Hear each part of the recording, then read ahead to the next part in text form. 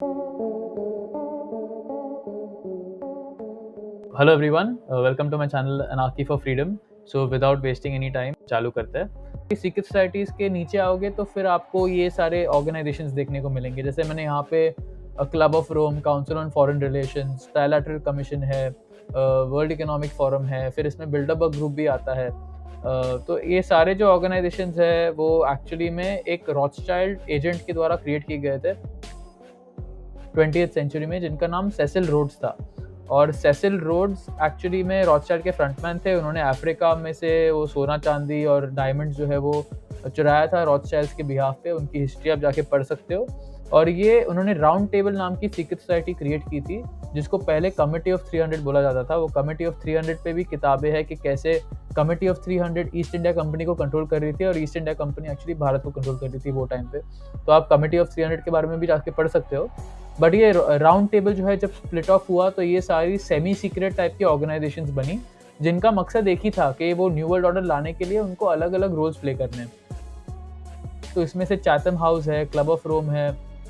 Trilateral commission में भारत का बहुत इन्वॉल्वमेंट है। अगर आप ट्राइलैटरल कमीशन के अटेंडीज में जाके देखोगे तो आपको वहाँ पे टाटास का रिप्रेजेंटेशन मिलेगा, महिंद्रास का रिप्रेजेंटेशन मिलेगा। फिर भारत में ब्रूकिंग इंस्टीट्यूशन के हेड है, फिर एस्पेन सेंटर है, confederation of Indian industry Bharat में, उनके लोग वहाँ पे बैठते हैं। गोदरेज फैमिली का रिप्रेजेंटेशन है। तो ऐसे आपको ट्राइलैटरल कमीशन में किर्लोस्कर इलेक्ट्रिक का भी रिप्रेजेंटेशन है वहाँ पे। तो ट्राइलैटरल कमीशन बेसिकली एक नया इंटरनेशनल इकोनॉमिक ऑर्डर बनाने के लिए उनकी ऑर्गेनाइजेशन को सेटअप किया गया था। डेविड रॉकफेलर और ज़्बिग्niew ब्रेजिंस्की, ये दो लोग जो पूरे न्यू वर्ल्ड ऑर्डर के एजेंडा में एग्जीक्यूट करने में इनका बहुत हाई लेवल का इन्वॉल्वमेंट रहा है। हेनरी किसिंजर को आप लोग जानते नहीं हो तो बहुत बड़ा मास मर्डर है, तो उसका भी मतलब ट्राइलैटरल कमीशन में इन्वॉल्वमेंट रहा है। और डेविड रॉकफेलर और हेनरी किसिंजर बहुत ही करीब है। मेरा पॉइंट यही है कि इनमें से हर ऑर्गेनाइजेशन का एक मतलब यू कैन से स्पेशलाइजेशन है। अभी काउंसिल ऑन फॉरेन रिलेशंस है, वो मेनली मतलब जियो पॉलिटिक्स और वॉर, ये सारे चीज़ों को मैनिपुलेट करने में इन्वॉल्व है। मतलब आप अगर जाके CFR को स्टडी करोगे तो CFR के काफ़ी सारे लोग फिर जाके नेटो की एजेंडा सेट करते हैं। मतलब अभी जो रशिया और नेटो के बीच में जो हो रहा है, तो वो मतलब वॉर के मामले में इल्यूमिनाटी के हिसाब से मैनिपुलेट करना ताकि वो वर्ल्ड गवर्नमेंट के और करीब जा पाए, वो काउंसिल ऑन फॉरेन रिलेशंस का मेनली मोटिव रहता है। फिर क्लब ऑफ रोम है, वो अभी क्लाइमेट इमरजेंसी की बात कर रहे हैं ये लोग कि अगर हमने अपना कार्बन फुटप्रिंट कम नहीं किया तो फिर धरती तबाह हो जाएगी। तो वो प्रोपेगेंडा के पीछे कोऑर्डिनेट करने में क्लब ऑफ रोम है।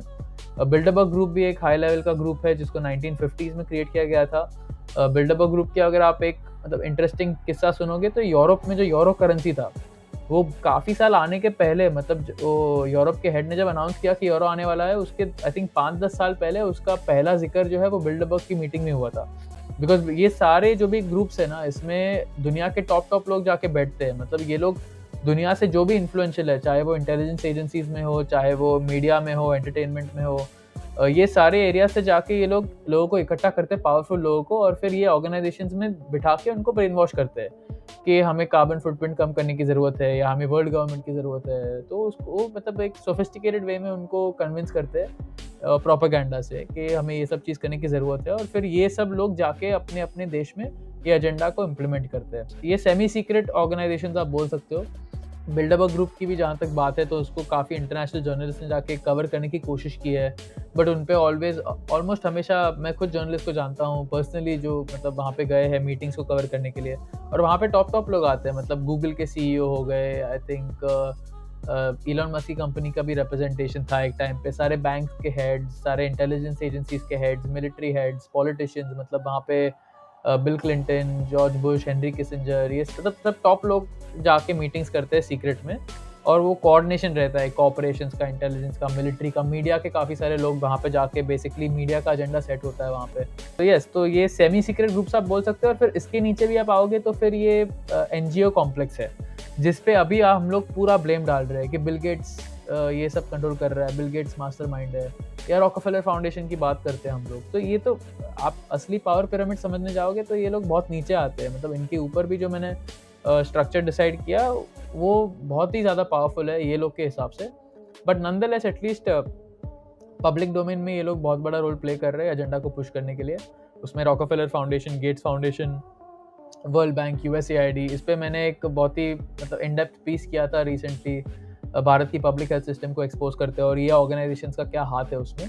तो ये हमारे मतलब कंट्रोलर्स आप बोल सकते हो और इसके नीचे एक्चुअली में फिर ये सारे पपेट पॉलिटिशियंस आते हैं जैसे कि मोदी, राहुल गांधी, अरविंद केजरीवाल, कोई भी ले लो, Mamata Banerjee, whoever talking about, कोई भी अगर मेजर पॉलिटिकल पार्टी का फ्रंटमैन है, तो वो मोस्टली एजेंडा के साथ ही जाते हैं ये लोग। तो हम लोग क्या इनको ब्लेम देते हैं और मतलब उनके ऊपर भी कितनी सारी ताकत है वो समझने की ज़रूरत है। यहाँ पे भारत में पॉलिटिशियंस के ऊपर भी ये सारी बिलियनियर लॉबी आती है, जो ये सेम ऑर्गेनाइजेशंस में जाके बैठती है। तो आप पावर स्ट्रक्चर समझने चाहोगे तो ये at least main stream political parties में लोग सोचते हैं कि ये पार्टी बदल दी तो ये हो जाएगा, वो हो जाएगा। मतलब वैसे चीज़ें काम नहीं करने वाली है, अगर लोगों को वहाँ पे अपनी एनर्जी फ़ोकस करना बंद करना चाहिए बिकॉज़ आप ये लोग को वोट लेके लाओगे तो वो एजेंडा पुश ही करने वाला है। बट येस कंट्रोलर्स एक बार समझ गए तो कंट्रोलर्स को क्या चाहिए वो भी समझना बहुत ज़रूरी है।